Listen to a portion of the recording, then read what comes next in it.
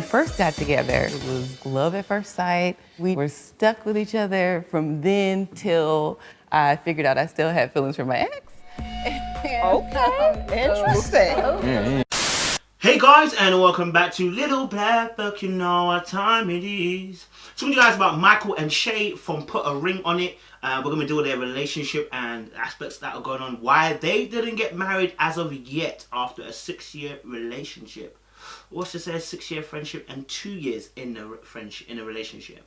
Guys, if you're new to the channel, make sure you like, share, subscribe, click on the bell button for a notification of the uploads. And for those of you who are returnees, well, you got the minerals, you got the minerals. Cool, let's talk about it, let's talk about it. Alright, so we have Michael and Shay as well. Lovely dark skin, melanin count on point couple. We love to see it. What we saw from Michael and Shay was that she wants to get married, but he's not ready to get married. And I think this is a really interesting couple because we spoke about fear with Hollywood and Ashley, but now we're seeing obviously the roles are reversed and his fear is stopping him from committing to this relationship. Is there a valid reason to his fear? Well, there was obviously made known to us why he actually decided he wanted to get married. But what's interesting is that during the course of the conversation in the group, he actually piped up to say, we're right where we need to be. As in, he doesn't need to get married. And I've heard this rhetoric before, we don't need to get married, we don't need to show the world that we're married. I've been talking about this with the veil situation. We don't need to prove to anybody that we're married. And you're absolutely right, you don't. Again, I want to pinpoint that marriage is this commitment that shows the rest of the world. It's almost like your baptism. It doesn't save you, but it does show everybody else that you are committed you are committed to the potential long haul of this relationship through life and in death. You know what I mean? You know what I'm saying? So, I say life and death, but till death do us part, basically. Do you know what I mean? And so with Michael and Shay, it was interesting because his colours and hers were complementary, and even I figured out I still had feelings for my ex. Which is two people. In the cut scenes when they were wearing blue, they were matching, and then at the end, complementary pink to her, kind of light shade of pink. I mean, I see that they match. They love doing that matching thing. They've described each other as best friends. And I think that's a great platform to begin any marriage you're going to be in. We've been best friends ever since. I really can't lie, she's really my best friend. Being friends. Why? Because when it's all said and done, okay? When it's all said and done and the prettiness of that person no longer moves you, and the handsomeness and the six packs no longer move you of that male, you need to have something beyond that. When the physical attraction isn't the thing that holds you together anymore, when you've come out of the romantic stage, the glasses have come off, the pink shades have come off, and you go through the fighting struggle stage of your relationship to get to the stability stage, you need to have a friendship, because that's what's going to hold you together. That's what's going to make sure that you bond and gel. That's what's going to make sure that you are staying together even when the ship is rocking. Okay? Having that friendship. We always talk about how people want to marry their best friend. Well, you got to develop that. That is a process of time of you conversating, asking questions, being inquisitive, actually giving each other space and time to speak their own truth. So it's been so interesting that as we're dealing in relationships, how often is it that you're able to feel safe emotionally to be vulnerable with that person in a way that will allow you to be free, for the evening, or for, to have something released off your chest, the burdens released. That is essential as you become friends. Okay, back onto Michael and Shay. What was interesting is the way they sit. Been knowing Mike for 6 years, and we've been together for 2. Really, we've been best friends ever since. I really can't lie, she's really my best friend. They sit with individuality. So I'm not saying that they didn't have closeness. They were close, but they sat with individuality. Nobody was holding anybody's hand. Everybody seemed to be in their own lane. So it's like within the relationship, there's still autonomy of oneself. Yeah, and that could come from the fact that they've been friends for 6 years and dated for 2 years, okay? And I think the dating has been kind of on and off-ish because they were together, broke up, he went and got with someone else. On my side. He moves to DC with somebody else. My dude. and proposes to her. You know I can't wait to hear what you're gonna say. Got engaged, found out it wasn't the one for him, came back. So I don't know how long it's really been. I don't know if it's been 6 years dating, or it was confusing. You know what I mean? A little bit confusing.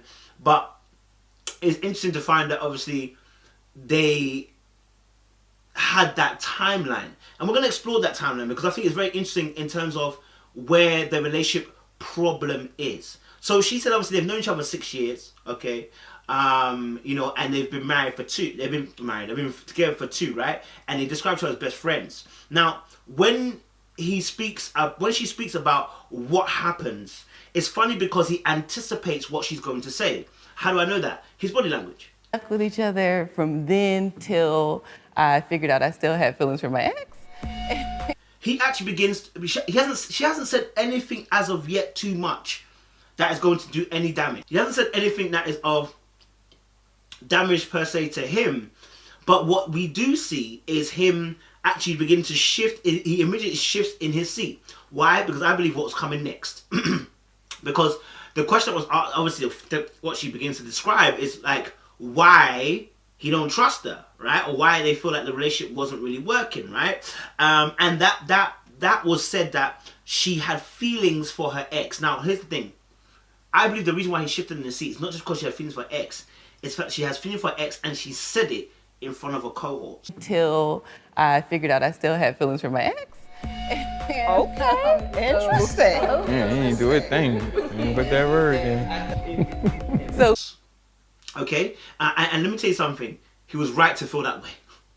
Because the reactions of the males in that room actually, you know, actually spoke volumes of what he was going to feel, which is the shame.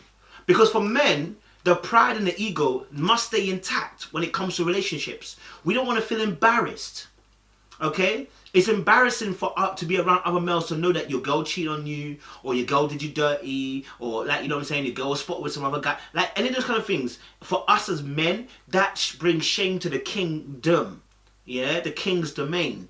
And so now, having the story, the fact that she had feelings for her ex, is like, what didn't you... So now, the question that comes out, and you hear it coming from Hollywood's mouth. Now, obviously, Hollywood is not the best person to say anything. He's got his own problems. But the first thing that comes out of Hollywood's mouth is... still had feelings for my ex. Okay, interesting. Yeah, he ain't do a thing. He ain't put that word in. he must have not been doing it right, or whatever, right? And then the other guy laughs as well. So now you got a situation where...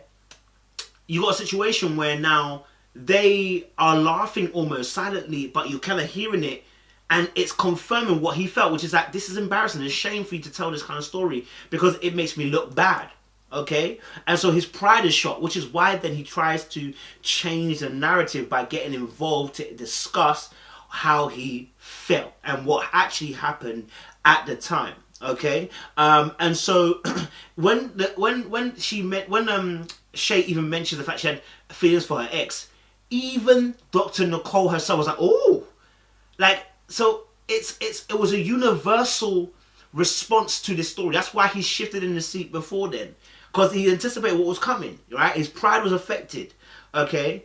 And so I believe that is a big reason. I think that's a big reason as to why they're not married right now. I think pride for him, saying that I can't trust you.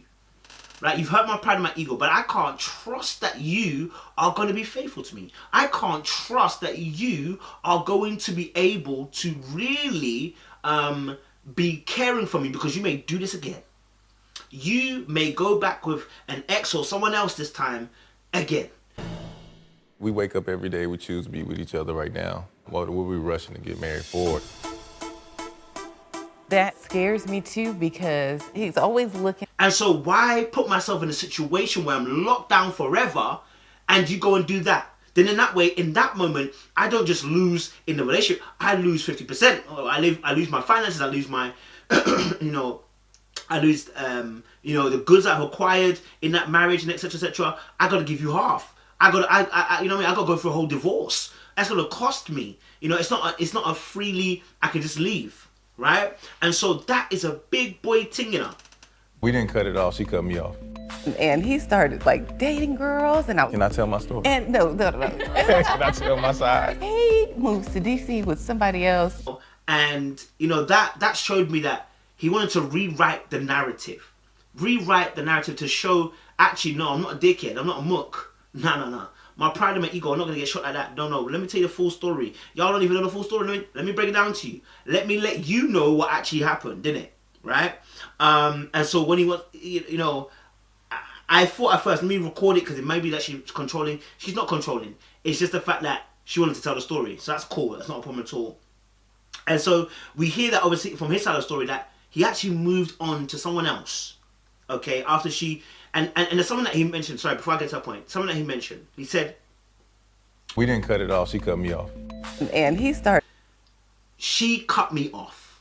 And again, the response by the boys was to laugh and snigger, because again, it's about pride. Man them don't want to ever see. Man them laugh at other man when they feel like they're being mugged off, rather than trying to empathize. And so he says, obviously, no, actually, she cut me off. Because she said that. She said, obviously, we didn't have contact. No, let me put it very correctly. You cut me off. Now, this distinction is very clear. It's very important. Because what it says is, you did it. Not me. You did it. And at that point, I didn't trust you. At that point, I knew that I can't trust you again. And so now, that removal of us, no, is you, means that every blame can be put onto you and your neck. And so the reason why this is not working is because of what you did. Do you understand? Now you want marriage, but you must remember what you did. And so this is the blame game. I say blame game. I mean, it's a fair blame to put on her if she did this. You know what I'm saying? Like, once she did this. And so there's no problem, but he's not going to trust her. So until we do work on trust and how to rebuild the trust in him, because I feel he feels like it's a betrayal, what she did, until that's able to be rebuilt, and that's why he's not married her, then he will never marry her until he builds that trust. And if he does marry her, it will be on shaky ground because he does not fully trust her, due to the fact that he won't let that transgression go. Part of the reason why I don't want to get engaged right now is because, like, she really wanted that as well, and she had a lot of insecurities, so I felt like giving her the ring would give her the reassurance. And so, yes, he spoke the story about how he went off and proposed to another girl and moved to another state, etc., etc. And I feel, and he said obviously that he made this decision to propose to another girl because really and truly, he thought that's what she wanted. He thought that's what the other girl wanted. And I believe he did it out of pride too. I believe he did it out of pain. Sorry. Your girl right now has just ditched you, left you. You've moved on, gone into another girl, and maybe you're in a bit of a rush, and now you want to try and propose to another girl, and almost kind of make up for the fact that you've been hurt. You see, when you've been hurt, sometimes we try to make up for it. Why? Because we want to make sure that our value, how we see our value, is not tainted. Because when you get hurt or betrayed or something like that, we question our own value. We say, "Oh, really? Like, am I good enough? Am I worthy enough for love?" And so sometimes out of that action of feeling, out of that feeling of not feeling enough, we can go out and try to attain that value in other relationships that we shouldn't have been encountering. We should have taken time to heal our hearts. And so we see this. I believe that when he did that, that's why it didn't work, because he said, the girl was, pretty much toxic in the sense of the fact that she was pushing for marriage. Like, I felt like giving her the ring would give her the reassurance that she needs. And it ended up making it worse, actually. So here we are. He moved back to Atlanta. We moved straight in together. Now I'm married. But he was not feeling it. You know what I mean? And they got engaged and everything like that, blah, blah. And then he realized it's not the one, right? Then he moved, and then she, as obviously they moved back in, he got back into Atlanta, and they moved back in immediately. Now, if that is the case, where was the time to heal? If that is the case, were you not talking at the end of your engagement that you had with somebody? If that is the case, this is rocky ground. If that is the case, there was no healing in between the time between you leaving that girl and going back to Shay, Michael. And so this is an era of a lot of people in relationships. They don't take time to heal. You've been hurt. Your leg is broken. You're not going to run on that broken leg in a month's time. You need to heal. You need to take time and really sit down and say, hey, what do I need? Take your time. There is no need to rush it, you know, and get into another situation, you know, because he's saying obviously, you know, the last that relationship he had with that other girl in you know, Washington, you know, he was hoping a ring would solve the issues, but it wouldn't solve the issues because the issues are not just hers, it's also yours. You know, if you are given a ring because you think that will make her happy, it's because also you two don't know your value. You're not ready to get married to this person. And I always say it's not married to this. And you know what? We're gonna address that in part 2.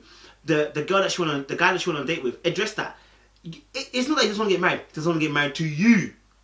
And I feel like he's stayed in this relationship because he's hoping that something will change. But something won't change until you change the trajectory of where you're going. That requires information, that requires knowledge, and that requires an illumination of understanding of where you're going and what you're needing at this precise moment.